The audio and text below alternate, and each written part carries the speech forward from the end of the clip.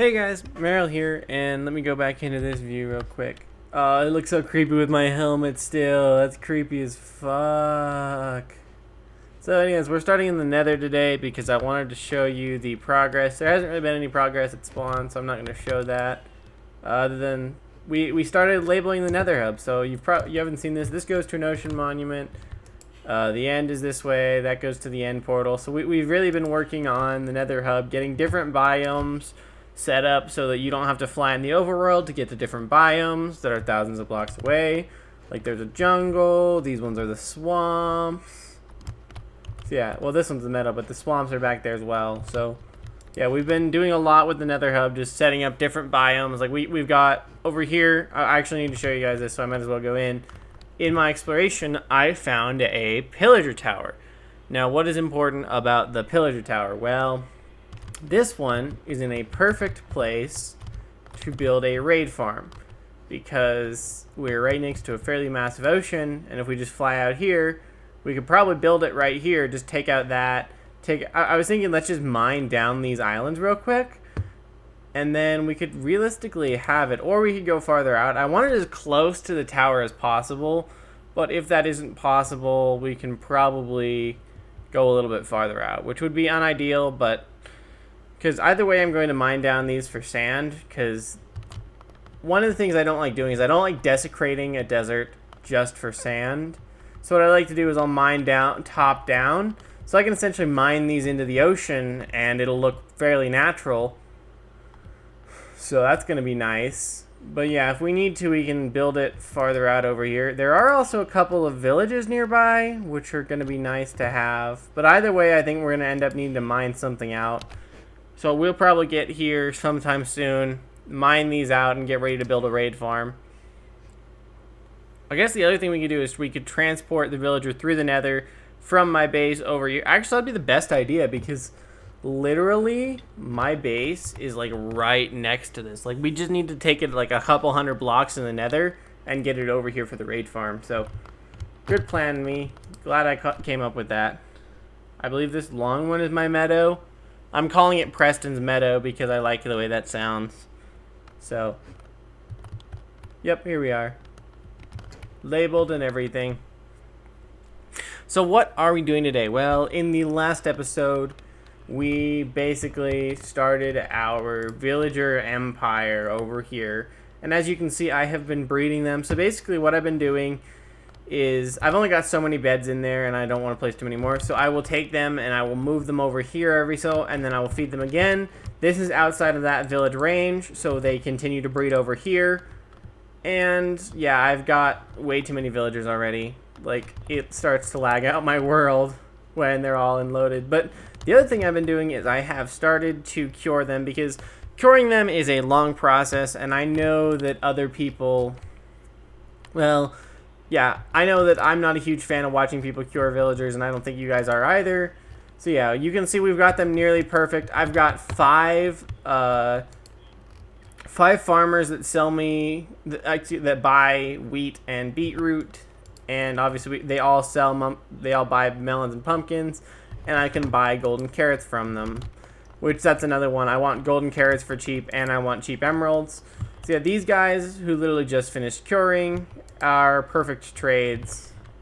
So they've literally got 1 emerald for everything.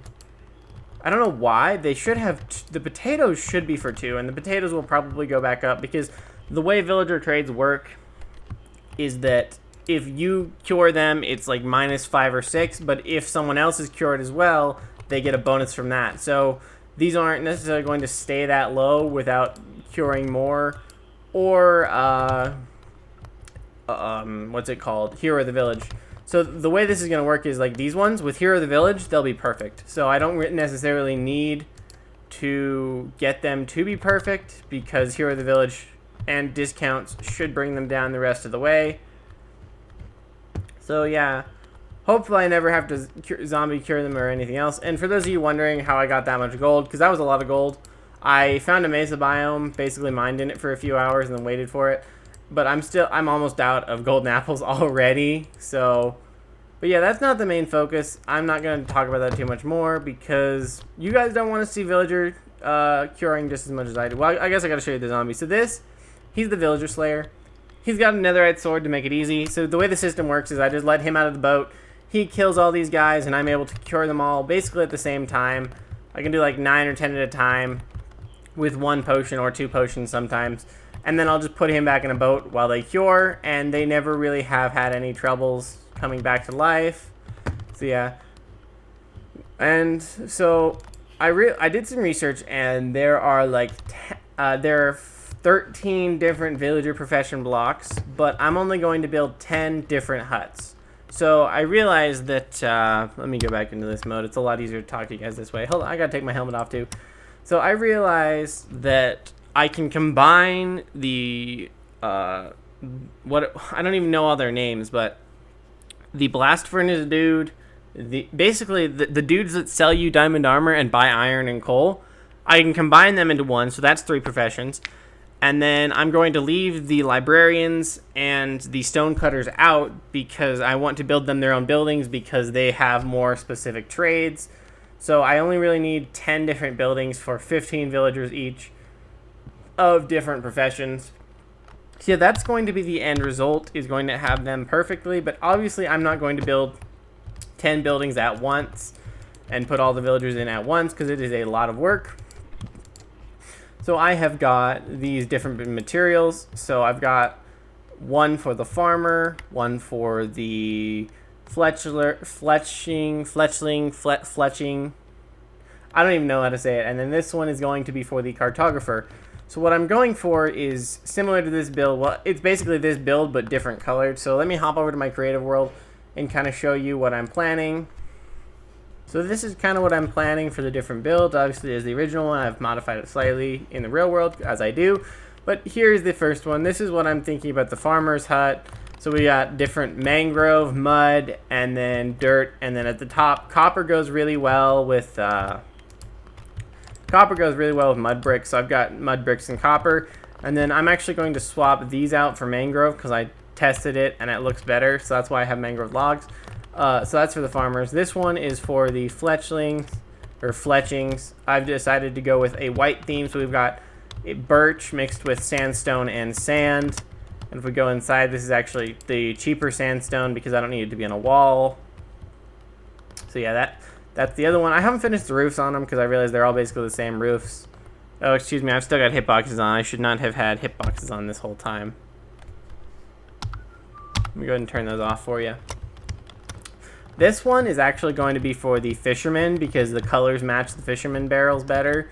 I'm not going to do the fisherman yet because I don't have any kind of farms. He mostly buys fish and like string and stuff, so I don't really have anything to get those. But this one's the important one. This is the cartography table one. As you can see, I've kind of decided to try and color match and theme match for the different professions, and I think it's worked out really well. So we've got dark oak with a little bit of spruce, and then you've got brown concrete and brown terracotta. I got those mixed up. And then let me show you the inside of one of these real quick because I do need to show you what I'm planning on the inside. So I am playing on a server with my siblings, and that server is not the most powerful in the world. So we have to do what we can to mitigate lag. So I'm thinking for this, ignore the windows. I've decided to go windowless. But for this, we have double carpet with magma blocks and their workstations in front. I learned this, I think it was while watching a Hermitcraft I found this out. So yeah, and then you've got these on their heads so they can't walk out. But you can walk under trapdoors, but their big heads can't. So yeah, that's the plan with these workstations, and I'm going to go ahead and get to building them in survival mode. So I will see you there. Meryl here, jumping in for a quick little time lapse. I just wanted to say how much fun it has been stepping out of my comfort zone a little bit, because I'm a very technical player. Like, I really enjoy making farms and just farming villagers and farming items and stuff. So I don't build a whole lot, and when I do, I build small, ugly houses. So it's been really fun just stepping out of my comfort zone and trying to design something with a little bit more texture that's a little more fun. And I really like the way these villager houses turned out, especially now that I've got a few more designed in creative mode that you guys haven't seen yet. Because I like that they have the same villager boxy aesthetic, but they fit the theme of the workers that are inside of them. And that's what I was going for. and I feel like I achieved that really well. So it's been fun, and I'm looking forward to future builds where I do similar stuff. I want to learn more about terraforming and texturizing, and I know there's a lot of people on the internet who can help with that. So it's going to be fun. Part of what I'm going to do in my infrastructure area is set up plenty of dyes for concrete, because I learned while building these that concrete is one of the best friends in Minecraft, because it can give you a slightly textured colored block, or it can give you a full, like, solid color block. And you could literally have them right next to each other and they'd be very different. So yeah, I hope you guys have enjoyed this little time lapse of me building these houses. It has been enjoyable, and there will probably be one where I build like 5 of them in the future that's a little bit longer, because I'm probably going to do that all in one time lapse once I get the materials together. But that's in a couple episodes from now, so I'm not worried. Anyways, thank y'all for enjoying this time lapse. Let's get back into the real thing, why don't we?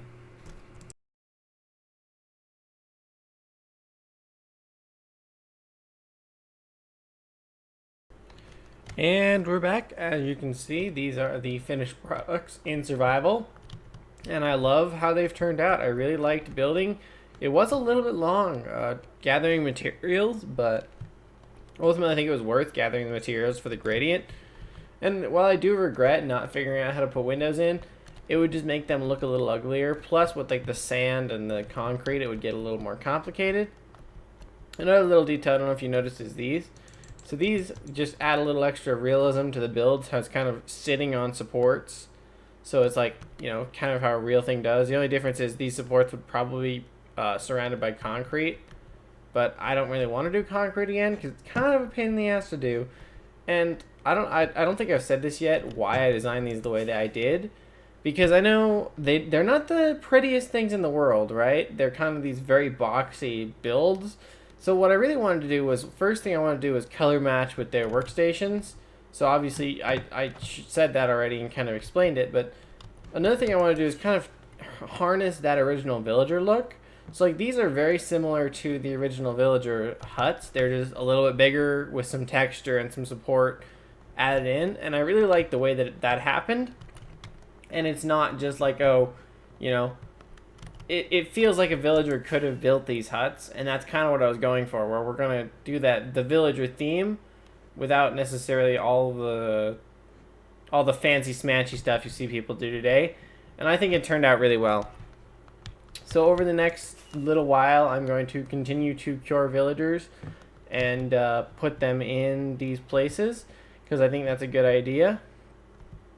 There are a couple more things I wanted to talk about. I forgot to mention how he got his netherite sword. So what happened was I had given him a diamond sword, but I accidentally gave him one with fire aspect on it. And I realized that fire aspect for a zombie killer would not be a very good idea, because the villagers could die of fire and then they wouldn't turn into a zombie. So I tried to give him another diamond sword, but that didn't work. And I realized, oh, I have to give him one level up. So I used my last netherite ingot on a sword, gave him the netherite sword. And yeah, now he has a netherite sword. There's also a little clip I'd like to play of the rarest thing I've ever seen in Minecraft happening.